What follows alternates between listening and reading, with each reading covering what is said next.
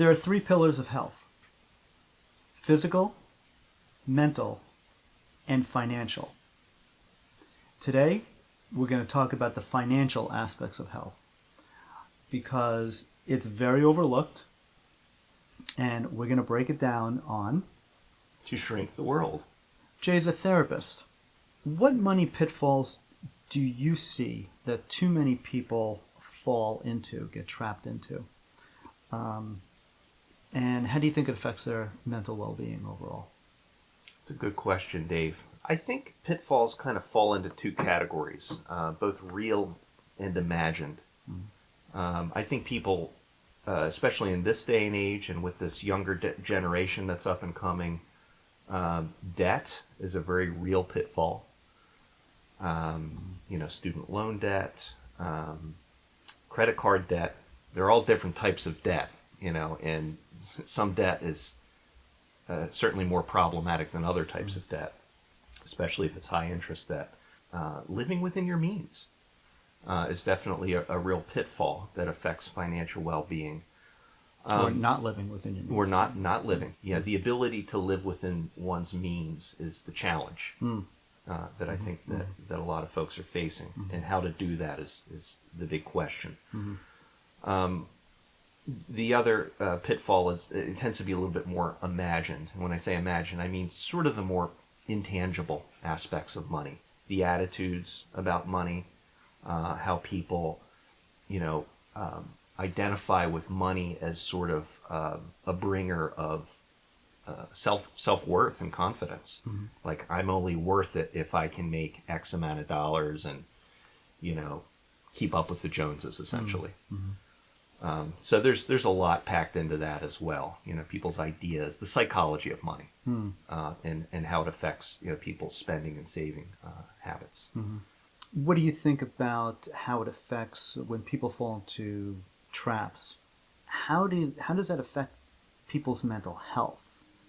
Do you think there's a connection, and if so, if you can help make that connection? Yeah, another good question. I think it really does boil down to what we can control and what we can't, right? A lot of circumstances we find ourselves in, if we find ourselves, in debt, or, something unforeseen happened that affects our, ability to, meet our needs monetarily, that's not always something we can control. But I think we need to be able to focus on what we are empowered to do about that, what resources we seek at times like this, how we sit down and reevaluate, our wants versus our needs, and how we, use what resources are available to us as wisely and as efficiently as possible so that we can move in the direction of getting back on our feet and, trying to build wealth again. But, when you and I are working with individuals, we have to assess, what are your circumstances? What's going on in your life right now, and what can we do to address it so that you can move in a more positive direction, more sustainable direction. One of the things I see too is that there's a connection between the way a person is experiencing their life in their mental well-being and the habits that they actually practice that gives them a sense of, regarding their finances. If they're carrying on with their finances in a stable way, it creates mental stability. But just saving a little bit actually helps sends us ourselves a message that I'm doing something for my future, which then creates a sense of well-being because they know they're taking care of themselves and they're doing their part. And that lowers anxiety levels because we're always watching what we're doing. Yeah, as human beings, we need to feel empowered. We need to know that, the efforts we're putting in, we're reaping the rewards from, and we're doing that in a sustainable way. And if at the end of the month, it looks like you have a little bit left over, that feels good. It feels empowering.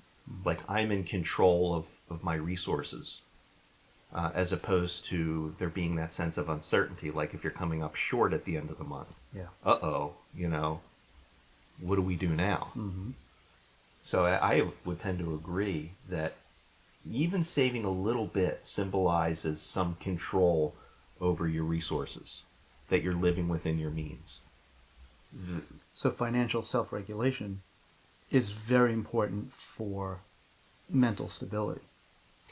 I believe one feeds into the other. Mm-hmm. These are all dimensions of wellness that we're talking about, whether it be physical health, exercising, eating right, mental health, being able to, mental health encompasses many things, but I think being able to look at the world in a way that feels like you have some power and some agency. That's a big part of mental health. Yeah. And financial well-being. We talk about the psychology of money. What does money really symbolize? Maybe I should get your feedback on that.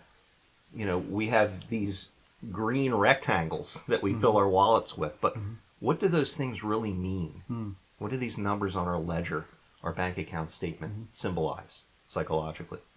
So there's two parts of that. There's what it means different things to different people, and then there's also what it almost universally means. So what it universally means, first of all, is security, stability, trusting in the future, and or lack thereof of those, depending on the habits. And it means different things to different people, because for some people might value freedom to do things, freedom to travel, freedom to put on, do home renovations, freedom to send their kid to school without being in financial debt, college that is, for the most part. And for others, it's simply security of, okay, I know that in retirement, or years down the road, I'm not going to have to worry about what's gonna happen. And for others, there's I don't think a lot of people would admit this because it has a negative connotation for the most part, but status. Absolutely. And some people look at money as, well, I'm higher. I feel better about myself just as a human being simply because I've accumulated a certain amount of money. So it's different for different people, and of course it can mean more than one of those things to the same person. Yeah, we focus a lot on money in our society, and yet there are certain aspects about money that are also taboo. Like for instance, we don't go in mixed company talking about our bank statement or our checking account balance. We don't, certainly in the workplace, we don't go around talking about, generally speaking, depending on the industry, we don't talk about how much money we make, what our salary is. So it's interesting because we focus so much on money, and yet there are certain aspects of money that are hush-hush. Yes. So I can see that as then sort of becoming a source of anxiety. Well, am I good enough? Do I make as much as the next guy? So we have these sort of dueling forces of both, repulsion, from the idea of money, and money is also something that brings great satisfaction as well. So how do we sort of balance these different sort of orientations to money and what it symbolizes? You mentioned the word balance. Balance is very, very important regarding, I think, most things in life. Yeah. But especially in money. And we're going to talk more about that right after the sponsor. So Jay, there's actually a new winter outfitter company from Siberia, Russia. It's called the East Face. The East Face. The East Face. Not to be confused with the more popular one that we know about. That's correct. Yeah. That's okay. correct. Nobody knows surviving the cold like the Russian people. The East Face has captured this hardy spirit in their coats and accessories. The East Face will keep you warm, like vodka and White Russian. Screw the war. Go east. Not north. The East Face, from Russia, with love. That's something. I'm just kind of wondering, with the hundreds of sanctions and embargoes right now that the U.S. government has placed against Russia, how are we going to get our hands on these these new and innovative coats and jackets. No, Putin might have a way. He's got away with a lot of things. He's savvy. He is savvy. He, Maybe through those hypersonic missiles they might yeah, send. yeah. He will find a way to get this new outerwear to the American people. And I'll tell you what, if Donnie gets elected, he's going to make sure every American gets one of these coats mailed to them on Election Day. He probably has Russian stock in it. Yeah, yeah. Along with those fancy new sneakers that everybody's talking about. Maybe they made a deal. Yeah. With the East face and the Trump sneakers, you'll see a lot of Trump sneakers in Russia, and you'll see a lot of the East face. And you can match them, mix and match. Coordinate. People are into coordinating their winter outfits. It'll be great. Yeah, I'm looking forward to seeing these things hit the market real soon. To an outerwear store near you. Welcome back, and as promised, we're going to talk about the importance of balance regarding financial habits. I've noticed that, both anecdotally as well as as a therapist in my practice, that there's basically three types of habits. And of course, there's kind of there's a continuum in between. But for the most part, there's three general approaches that people have, and two of those approaches seem to be on the more unhealthy side. Some very unhealthy, some somewhat unhealthy, and one is healthy. When I say healthy, of course, I'm talking about lower anxiety levels, trusting your future, more agency, empowerment. People feel empowered. So the unhealthy part, the unhealthy habit, one of them is there are some people, in fact, probably a majority of Americans, live life and spend as if there's no tomorrow. Mm-hmm. And they do not, as you were talking about earlier, live within their means. They just kind of spend. They don't really. They accumulate credit card debt, and of course, this is not a mortgage. This is not even student loans, because student loans usually are an investment in the future. That's the idea. Yeah. And so a lot of people do spend beyond what they have, and that creates, now, very often in that type of population that does that, I found that a lot of them don't realize, a lot of the people that do this do not realize the cost, the mental and emotional cost that it takes on them. And because they're enjoying the fun that's associated with it. They buy this, they buy that. Yeah, we talk about sort of the pleasure principle as sort of being a little bit more front and center than delayed gratification, which takes a little bit more sort of deliberation and intentionality. And I do believe that there's anxiety that's stealthy there because of what you just talked about regarding they're having fun. But it's just below the surface. Yes. Yeah. And sometimes just below, sometimes very below. So there's that. I would say probably a majority of Americans that do struggle with, if they have a unhealthy relationship with money, that's most of it. But then you got plenty of people, especially a little bit more in the upper middle class, and maybe even beyond, that they accumulate. They're working, they're making good money, they might have some credit card debt, but not maybe, absorbently so. And they keep accumulating money, and some people who do that they don't live. Meaning that they don't really, they're watching every penny, they don't travel even though they want to. They live their lives as if they don't have money, which is the exact opposite. Squirreling away. Yes. Everything for a rainy day, and who knows if that rainy day will ever really come. That's right. And then they've not enjoyed themselves fully. That's right. Yeah. And there's resentment that gets built that is also stealthy. I've worked so hard. I have accumulated all this wealth, and none of it's ever been realized or enjoyed. Right. And they feel resentful towards others who do. Yeah. Who do that. And I'd be curious as to what percentage of the people out there, have sort of the runaway spending habits versus those who struggle with this issue that you're talking Right. about. As you mentioned, it's probably sort of more predominant in people who have access to wealth in the Yes. first place. Yeah, I think you're right. Yeah. And so these people that squirrel money away, as you put it, and they don't spend a lot, and they it's almost as if they think they're going to, I don't know if they think this consciously, but how it seems to be is that they're living life as if they're going to live to be 200 years old, and they're going to retire at like 60 or 65, 70. And so therefore they have to have enough money for 75 years or more, Yeah. or 150 years. And obviously we live till generally between 80 and 95. When I think of depression, I think of the absence of joy. And, let's face it, money to some degree, provides access to fulfillment, joy, pleasure, all those things.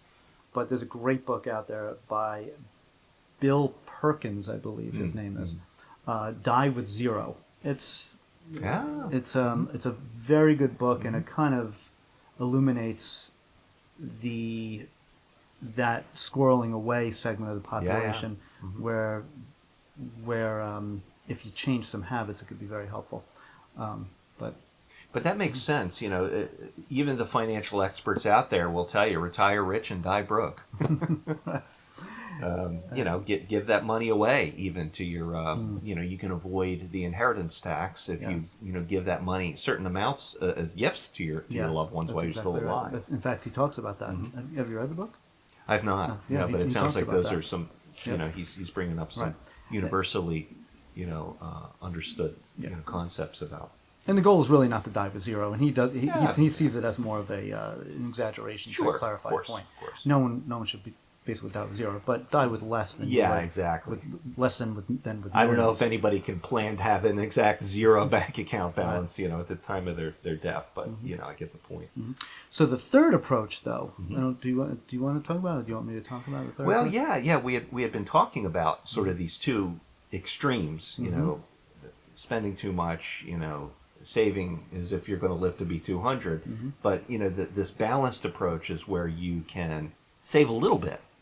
And I've heard different suggestions about percentages. You spend this percentage, you save this other percentage, and then you invest this other percentage. But I think a household, the earners in the household should be able to get together, talk about their values around wants versus needs, and create a budget based on those values, and a budget based on what is sustainable, what you're bringing in and what those sort of month-to-month expenses are. First, be able to meet those, right? Keeping the lights on, keeping food on the table is obviously a critical need. Beyond that, how much do we spend on things that we enjoy, and how much do we put away for the future? I think you have to be able to strike a balance with that, whatever that might look like for anybody's particular situation. That's going to be between you and your partner, or, with hopefully the advice of maybe a financial counselor, if you want to make use of a resource like that. But I think being able to do this, to strike this balance, involves having some level of financial literacy and having some knowledge about the importance of saving, different investment vehicles, and things like that. It's also I just something you said made me think about this. It's also important that we think about the effects of how we take care of our physical health and mental health on how it affects our financial health. Because if we're physically healthier, exercise, nutrition, like you were talking about before, the odds are, of course there are exceptions to this, but generally speaking, we're much more likely going to spend less money on health care.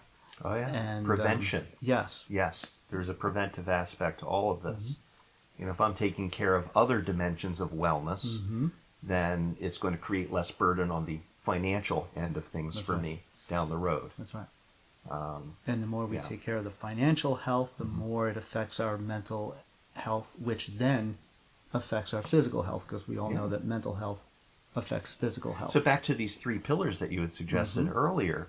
These pillars don't stand as silos. I Mm. think these pillars, addressing one can help you to address the other. Yeah. There's, some crossover there. So Jay, I like to get personal. I do that. It's kind of like part of our thing here. What approach towards money do you and your family practice that you intentionally think about and apply, that you think has helped you feel better in general about your life? It's a good question. Look, any one of us, is, one quote unquote rainy day away from, financial ruin. But I don't spend my time necessarily thinking about that. Because I feel as though we do have that healthy balance where we put money away each month from our paycheck that we don't even see. And I think that that's probably a really important thing for most, working class individuals.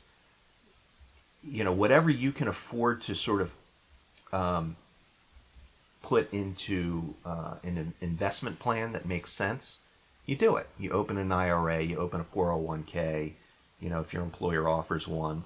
Even if it's only like $50 to $100 a month, it's fine. It's something. You put that money away, and as we were saying earlier, that brings that sense of security that I am accumulating wealth for the future, and I don't necessarily have to worry so much. If something does happen, then I can withdraw from that if needed. But I think you have to have your investments that you take right off the top without even looking at it. So it's not even really a thought. You've already determined, how much you're going to put away, and you put it away. And then you also have, money that you put into a savings account that's a little bit more liquid. It's more accessible if you need it. But then the rest of it, we spend according to the needs of our budget. I think it's really important to be able to sit down and deliberately come up with a plan and figure out what numbers are going to work with you. Both heads of household need to be able to sit down and do that. You set it, and then you don't really need to think about it so much. So really what you're saying is that, not just for you, but as we were talking about before, that intentionally watching and thinking about how you're spending and what you're spending on is really, it creates a mental well-being, or it helps to create a mental well-being, because you're being deliberate. You're thinking about what you're spending on beforehand, at least. Yeah, my car, for instance, I drive a car that's,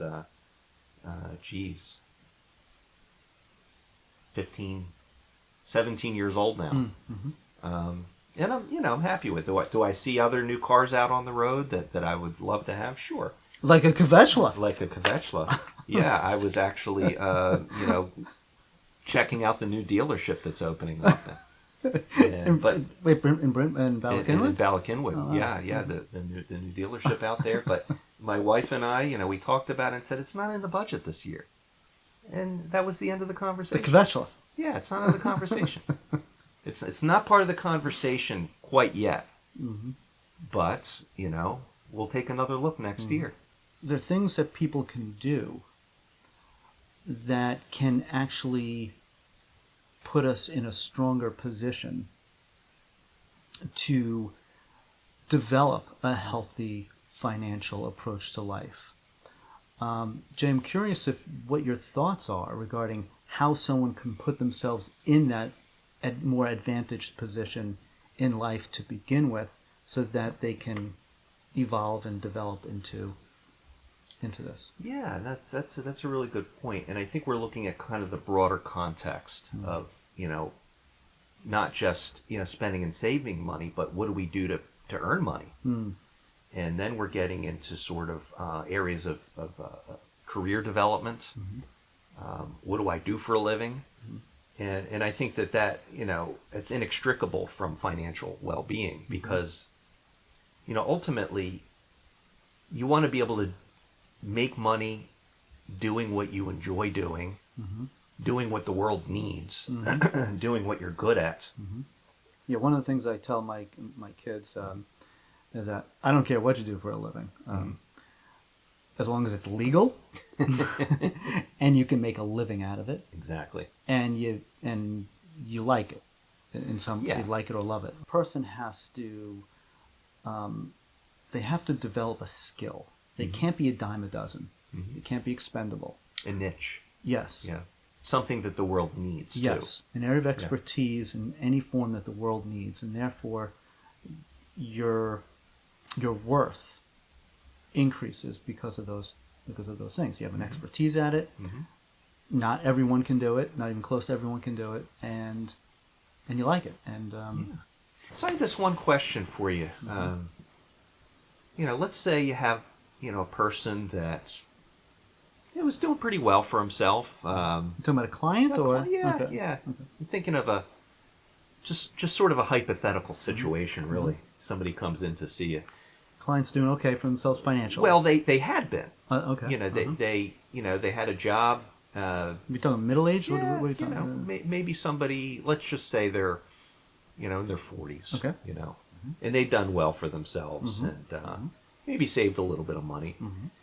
And then all of a sudden, they end up getting hit with a major medical issue. Put them into the hospital. Okay. And even though he's insured, when you have major medical issues, you're still paying out of pocket a significant amount of money. Could potentially wipe out your savings. It could, depending on the insurance. Depending on the insurance, depending on circumstances. So now he's flat broke, and because of this health issue, he can no longer work again. At least, doing what he was trained to do. He would have to potentially go back to school and spend, X amount of money for training and so forth. And that's assuming that, he gets his health situation back on track. Okay. So he's also got, a family, Right. a wife and children, and So these medical bills put him in debt. the medical bills put him in debt. The inability to work puts his family in a very precarious situation financially, and now they're having to sort of remap everything out. Right. Everything changes. Sure. How would you sort of guide this individual in sort of dealing with the anxiety that comes with this situation? Well, going to one of your points earlier, I'm not sure if it was when you and I were talking personally or in this podcast, but there's things that are real, and there's like real circumstances with real obstacles versus mental constructs. The imagine. Right. Our own belief systems. Exactly. So this is real issue. This is a difficult situation. Real adversity. Yes. So it's not, and with real adversity, as you put it, it goes to the importance of problem solving. So there's the real grief and loss and frustration, resentment, all the feelings that. So you want to validate those feelings, that they make sense, that anything that they're experiencing emotionally from this. It's coming from somewhere. Yes. It's a reaction to a very real set of circumstances Exactly. that bring, difficulty and challenge. That's right, a major challenge. And uncertainty. That's right. So just like so many other obstacles or major obstacles in our life, there's two things. There's recognizing the feelings associated with it, and then not allowing those feelings to inhibit problem solving. Right. We're So- going to do the best we can with the resources that are available to us. Yes. Even though this has happened, we have to just sort of radically accept the reality of it That's right. as a precondition to moving forward and figuring out what options That's are right. available. So there's right. You use the word resources. So there's family. Some people have. Well, yes, not all families do have financial resources to help out. I understand that, and that's the reality of some people's situations. But some people do, Yes. and they're just hang-ups. They're just awkward. They're afraid to ask to help out. There's also financial loans.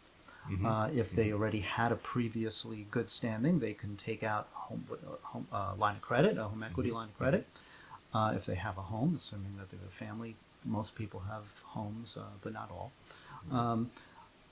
And Maybe even, depending on your socioeconomic, situation, you may even look for community agencies that help people in these types of Interesting, situations yes. with their That's a good very point. basic needs, even That's right. getting groceries and things like that. Working with the power company to get, some sort of relief, on your electric bill even. right, that's exactly right. Uh, this may sound controversial. I don't know if it's going to be in the podcast or not, but I personally and professionally have a very strong repulsion to GoFundMe's. Now, that's my own. That's my belief. I do think there's some clinical support for that, but it's probably, to be totally honest, 75% Well, I personal. know that there have been cases out there where people have abused that type of a resource. Yes, and yeah, But the fact that we have to, I've always thought like schools have to hold a bake sale, to fund certain things. Why are these types of why do we need to resort to those types of fundraisers to get our needs met? And that's a good question. So, and then there's, okay, if there's a family involved, it varies depending on the situation. Maybe if it's a guy we're talking about right now, then maybe if the wife is either working part-time because she's maybe, taking care of the kids, and as the husband was mostly the breadwinner, then it may require someone else. Yeah. That's equality. Other people will have to sort of step in and That's step right. up. That's right. And for the time being. And yes, it's difficult. And a lot of times I've worked with families with similar circumstances, and a lot of times there's a lot of resistance because the family patterns have occurred over a while, and they become crystallized. And a lot of people have a hard time making these adjustments because it goes out of their realm of what their role is. Of what they're used to. It's yes. a new set of habits that you have to then develop. And, whenever we're doing behavior change, there's an adaptational, a period of stress that accompanies, the need to make those adaptations. So Yeah. Evolve and adapt. that's it. And problem solving. That's why we're still here as human beings, That's because we right. have the capacity to do That's it. exactly right. So we have to help our people that, regardless of adversity, help them to find their resilience, and rely on those strengths wherever they can find them, whether they're internal or they're in the community or amongst the family, etc. So I just wanted to bring that question up because I think that's an element to all of this. Maybe it's an atypical situation, but these things do happen. They do. It happens from time to time. All right. All right. So thank you for joining us, and we'll see you next time with some great new sponsors. And if you have any ideas for us, in terms of topics we can cover, feel free to let us know. And now we may get overwhelmed with comments from all the subscribers that we have, but we'll try to get to each and every one of them because every viewer is important. So for now, we're going to bring it to a close, and we thank you for joining us on To Shrink the World. I was going to pull. You ever see The Naked Gun? Yeah. Where Leslie Nielsen goes into the bathroom and he's peeing and he's mic'd up. Oh, the hot mic, and he's peeing and peeing and peeing. He's farting and Yeah.